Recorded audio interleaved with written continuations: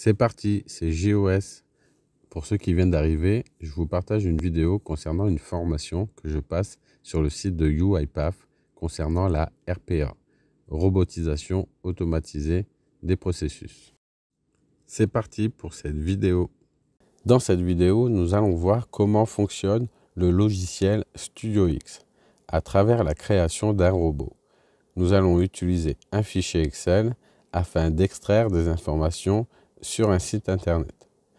L'exemple que j'ai choisi, c'est de prendre des noms d'artistes et de les écrire dans Wikipédia, ensuite d'extraire les premières informations, afin de les mettre dans un fichier Excel.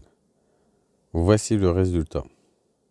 Donc sur le côté droit, j'ai préparé un fichier Excel dans lequel il y a des noms d'artistes, et à côté, une colonne qui concerne la biographie de chaque artiste, qu'on va aller récupérer sur le site de Wikipédia, à l'aide du robot qui va faire les tâches pour nous. C'est parti. Donc, il ouvre bien la page internet avec le site de Wikipédia et il commence à rentrer les informations, lancer la recherche et introduire les informations sur mon fichier Excel, comme on peut le voir sur le côté droit. C'est vraiment impressionnant et il fait ça donc pour chaque artiste qui se trouve dans la colonne. Donc je pourrais avoir une centaine de noms, ça ne changera rien. C'est simplement que le processus serait plus long. Donc là, je vous montre la différence entre le robot RPA et moi qui le fais manuellement. Donc je viens sélectionner le nom de mon artiste, je viens le coller, lancer la recherche, sélectionner le texte, le copier et venir donc le coller dans mon fichier Excel. Et je recommence l'opération. Donc voilà, vous pouvez voir un peu la différence entre un robot RPA et un humain. Donc je vous montre comment j'ai créé le robot. La première chose à faire, c'est de créer un fichier Excel avec les informations que vous souhaitez. Moi j'ai mis des noms d'artistes, mais vous pouvez mettre autre chose. Ensuite, c'est de préparer la page internet avec Wikipédia.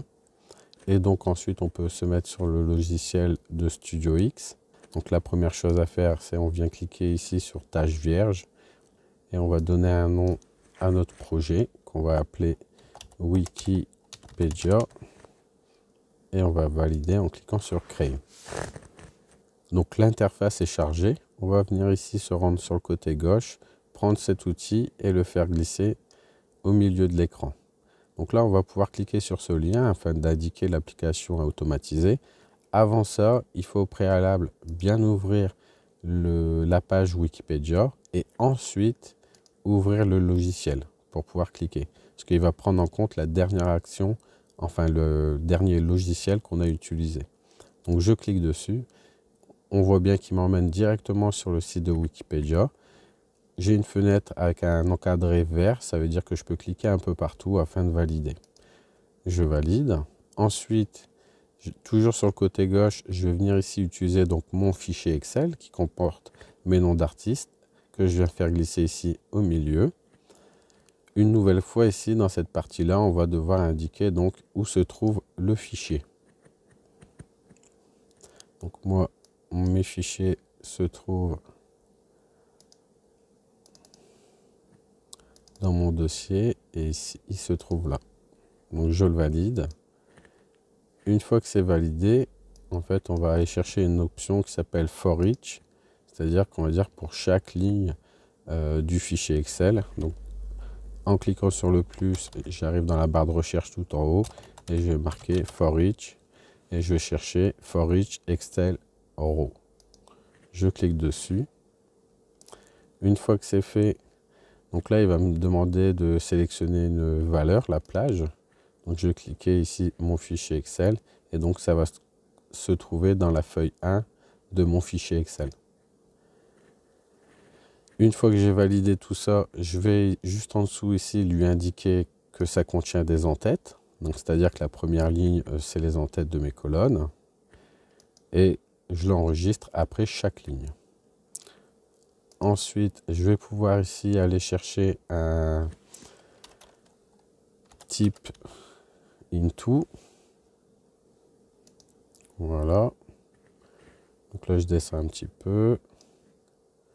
Et ici, donc, on va aller rechercher donc l'endroit, enfin indiquer où on va mettre les informations de notre fichier Excel. Donc nous, on va lui indiquer que ça se trouve dans la barre de recherche de Wikipédia. Une fois qu'on lui a montré la cible, en fait, il va vouloir chercher une encre, en fait, une information à laquelle il va pouvoir se référer concernant la cible. Donc moi, je vais prendre tout simplement ici le nom de Wikipédia qui se trouve juste à côté. Et vous pouvez le constater qu'en haut à droite, pour l'instant, c'est marqué « Aucune encre trouvée ». Donc je vais venir sur Wikipédia, valider avec un clic gauche. Une fois que c'est fait, en haut à droite, on peut constater que c'est écrit « Cible OK ». Cible et encre OK. Donc je confirme sur mon logiciel. Et ici, on peut voir ici un petit peu une représentation de l'endroit où se trouve l'information. Dans cette partie-là, il va me demander en fait quelles informations il va rentrer dans cette barre de recherche. Donc là, nous, on va lui dire les informations qui se trouvent dans la colonne artiste. Donc je valide. Ensuite, ici, on va pouvoir lui dire qu'une fois que tu as rentré les informations qui se trouvaient dans la colonne artiste, les mettre dans la barre de recherche, on va lui dire tu cliques. Donc juste en dessous ici, je vais cliquer sur le plus. Une nouvelle fois, je me retrouve tout en haut dans la barre de recherche et je vais écrire clique. Une fois que je le retrouve, je clique dessus. Voilà. Et là, petite subtilité. En fait, avant de lui indiquer l'endroit du bouton sur lequel tu dois cliquer, je vais repartir sur Wikipédia. Et vous voyez ici sur Wikipédia, je n'ai pas mon bouton rechercher qui apparaît. Donc ce que je fais, c'est que je clique avant. Voilà. Et vous voyez, et comme ça, le bouton recherche apparaît. Maintenant, je vais pouvoir repartir sur mon logiciel et cliquer cette fois-ci, donc indiquer dans Firefox où il doit cliquer. Et vous voyez, on voit bien mon bouton rechercher qui apparaît. Donc ma cible, c'est rechercher. Je clique dessus. Une nouvelle fois, il va vouloir une encre pour se rattacher à cette cible. Je vais de nouveau lui donner le nom de Wikipédia. Hop. Et en haut à droite, on peut voir que c'est écrit cible et encre OK. Je confirme. Une fois que c'est confirmé, donc je vais lui dire de récupérer les informations et ensuite de les entrer dans mon fichier Excel. Donc pour aller rechercher les informations, c'est get text. Voilà, je clique dessus. Une nouvelle fois, il va me demander où se trouvent les informations à récolter. Donc là, une nouvelle fois, avant de cliquer, je vais repartir sur Wikipédia. Je vais reprendre un nom d'artiste. Voilà. Je reprends ma page. Je vais lancer ma recherche. Je colle et je recherche. Et donc là, comme ça, je vais pouvoir lui indiquer que tu récupères les premières informations qui se trouvent ici. Alors, je repars sur mon robot. Et cette fois-ci, sur mon get text, je vais cliquer sur indiquer dans. Et je reviens donc sur le site de Wikipédia. Et là, vous voyez, ici, je viens faire en sorte d'avoir un bel encadré vert autour du premier paragraphe. Donc, une fois que c'est fait, je valide en faisant un clic gauche. Une nouvelle fois, il va me demander une encre. Alors, ce qui va être important ici au niveau de l'encre, c'est de choisir un nom qui est toujours là. Donc, je ne peux pas prendre Jean-Jacques Goldman H pour encre, parce que le nom va changer à chaque fois. Par contre, juste au-dessus, ici, j'ai article, et donc lui, je sais qu'il ne va pas changer. Donc, c'est lui que je vais choisir comme encre. Je valide en faisant un clic gauche. En haut à droite, c'est bien écrit cible et encre OK. Je confirme. Parfait. Maintenant, juste en dessous, pour terminer, c'est marqué enregistrer dans. Donc là, je viens valider. Toujours concernant la ligne courante, je vais lui dire que tu le mets dans la colonne, cette fois-ci, biographie. Je valide. Je vais pouvoir en haut à gauche enregistrer mon robot et c'est tout, hein, c'est terminé. On va pouvoir maintenant tester notre robot. Voilà, c'est tout pour cette vidéo. J'espère que ça vous a plu. N'hésitez pas à mettre des commentaires sur ce que vous auriez automatisé avec cet outil de UiPath.